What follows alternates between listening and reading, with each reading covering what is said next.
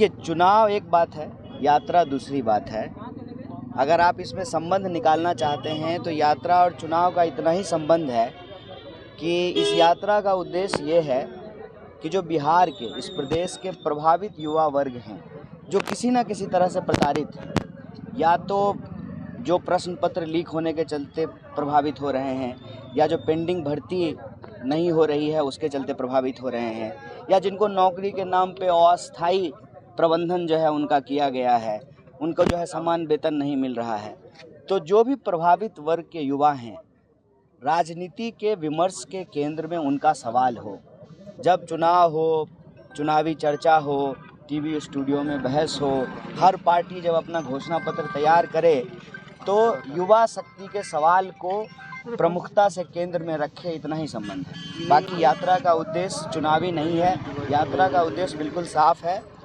हमारी समझ ये है कि बिहार में पलायन एक बहुत बड़ा सवाल है, और पलायन जो है वो जुड़ा हुआ है शिक्षा की कमी से, रोजगार की कमी से, इलाज की कमी से और सामाजिक सुरक्षा की कमी से। अगर ये पलायन रुके और लोगों को नौकरी मिले, यही यात्रा का उद्देश्य है। और सवाल है कि जिसमें बोला है कि चमकेगा बिहार, गमकेगा बिहार, क्या तो चमका ही रहे हैं 20-25 साल से। तो देखिए, अमूमन बीजेपी क्या कहती है इससे हमको कोई लेना देना नहीं है। बीजेपी को जो कहना है वो कहे। इस यात्रा में हम लोग कोशिश ये कर रहे हैं कि ये यात्रा बिहार के युवाओं की यात्रा के तौर पर आगे बढ़े, जो कि बढ़ भी रहा है। अभी आपके सामने पेंडिंग भर्ती के जो प्रभावित लोग हैं, लगभग 1.5 लाख लोगों को भर्ती प्रक्रिया उनकी पूरी हो गई। उनको बस नियुक्ति पत्र मिलने ही वाला था, उनकी भर्ती रद्द कर दी गई। और उस वक्त बहाना दिया गया कोविड का। तब भी जो है कोविड के बीच में बिहार का चुनाव हुआ था, अगर आपको याद हो तो। बिहार में फिर चुनाव होना है, लेकिन इनको अभी तक नियुक्ति पत्र नहीं मिला है। बीपीएससी के स्टूडेंट पे आपने देखा कि किस तरीके से बिहार पुलिस डंडा चलाने का प्रैक्टिस कर रही थी कि पानी पे डंडा चलाएंगे तो आवाज़ होगा कि नहीं होगा। उनको ये महसूस नहीं हो रहा था कि किसी इंसान की पीठ थी। तो कहीं ना कहीं प्रश्न पत्र लीक हो रहा है, भर्तियों में धांधलियाँ हो रही है, वक्त पे भर्ती नहीं निकल रहा है। बड़ी मुश्किल में है इस देश का और इस प्रदेश का युवा।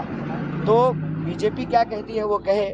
हम तो बस बीजेपी को इतना ही याद दिलाएंगे कि आपने भी कभी अपने चुनावी भाषणों में 2 करोड़ नौकरी देने का वादा किया था।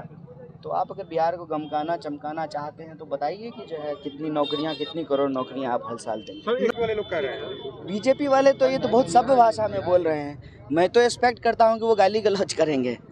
ये तो आप बहुत सभ्य भाषा में बोल रहे हैं ना।